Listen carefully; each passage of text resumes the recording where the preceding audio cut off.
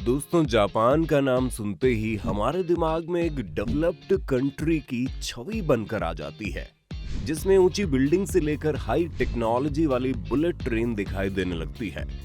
लेकिन अगर हम मैप पर इस देश को देखें, तो ये बाकी विकसित देशों की तुलना में एक बहुत ही छोटा सा देश दिखाई पड़ता है।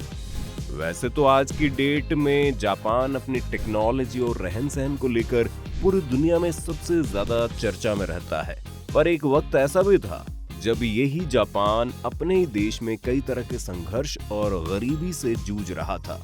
यहाँ तक कि जब सेकेंड वर्ल्ड वॉर में उसने युद्ध में अपनी गर्दन उठाने की कोशिश की, तो अमेरिका ने उसे वो दुख दिया जिससे कि आज तक भी वो उभर नहीं सका है। लेकिन उस दुख को अपने साथ रखते हुए जापान ने आज ऐसी वापसी की है कि उसके आसपास कभी कभी चीन और अमेरिका जैसे देश भी दिखाई नहीं देते। तो आखिर समुद्र से चारों ओर से घिरा हुआ एक छोटा सा एशियाई देश इस स्थिति में कैसे पहुंच गया और कैसे इस देश ने अपने इकोनॉमी पर इतना काम कर लिया, आज के इस वीडियो में हम आपको ये ही बताने जा रहे हैं। तो बने रहिए हमारे साथ इस वीडियो के अंत तक। दोस्तों, अगर जापान के इतिहास को देखें तो करीब 200 साल पहले जापान पूरी तरह से आइसोलेटेड देश हुआ करता था, जिस कारण पूरे देश में एक फ्यूडल सिस्टम चल रहा था, जिसमें छोटे छोटे इलाके अपने अपने हिसाब से देश चला रहे थे, जिसे आप जमींदारी प्रथा कह सकते हैं। देश में ना तो कोई लीगल सिस्टम था, ना कोई विदेश नीति थी, ना कोई संविधान था और ना ही कोई तरीका था जिसके तहत विदेशों से व्यापार किया जा सके या निवेश की नीति बनाई जा सके। यहाँ तक कि देश कुछ इस तरह बटा हुआ था कि देश को चलाने वाला कोई एक प्रधानमंत्री भी नहीं था।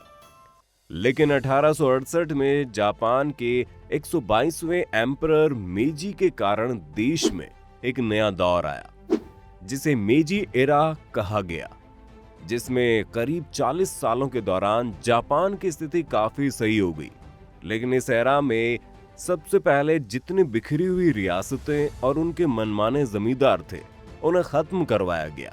इसके साथ ही साथ इसी दौर में जापान को वो सब मिला जो एक देश के पास होना चाहिए, जिसमें इलेक्टेड पार्लियामेंट, डेमोक्रेसी और कॉमन टैक्स सिस्टम जैसी नई चीजें शामिल हुई।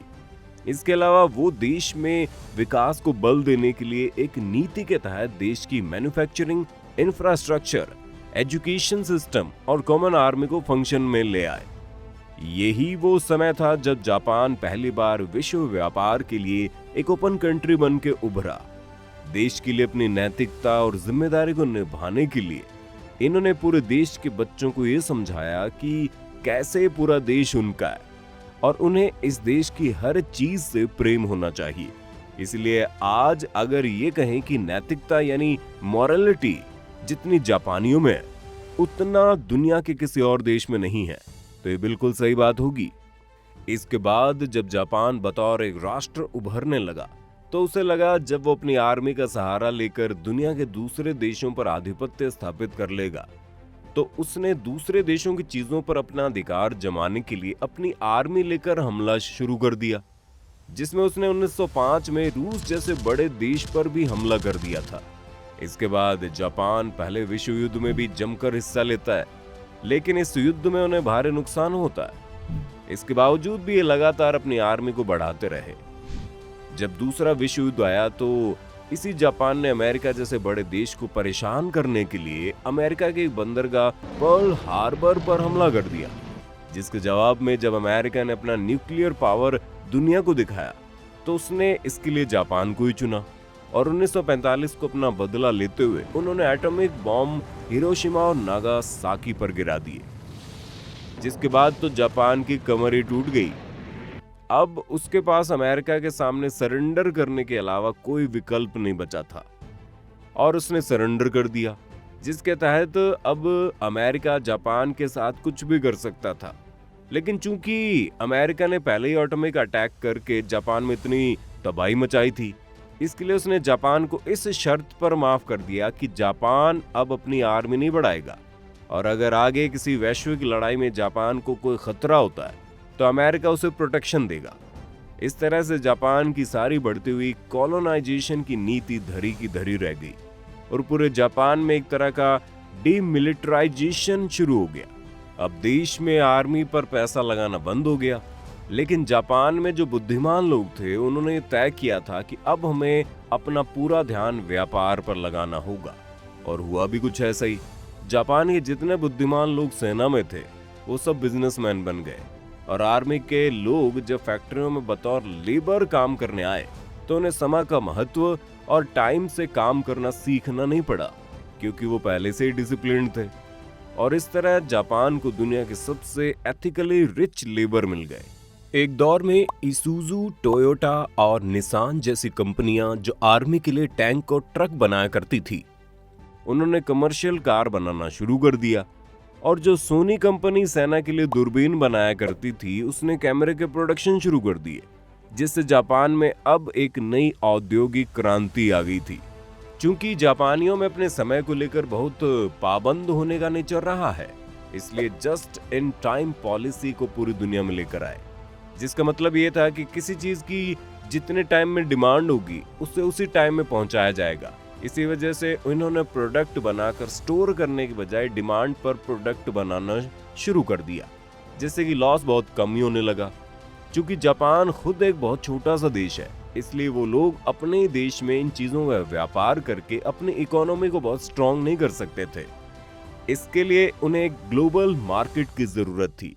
लेकिन उस वक्त तक अमेरिका के प्रतिबंध के कारण जापान के पास ज्यादा कुछ नहीं था, क्योंकि उस दौर में पूरी दुनिया में कोल्ड वॉर छिड़ा हुआ था, जिसमें पूरी दुनिया के देश कैपिटलिज्म और कम्युनिज्म के दो गुटों में बटे हुए थे, जिसमें अमेरिका एक कैपिटलिस्ट कंट्री था और रशिया यानी सोवियत संघ और एशिया के ज्यादातर देशों में कम्युनिज्म का बोलबाला था।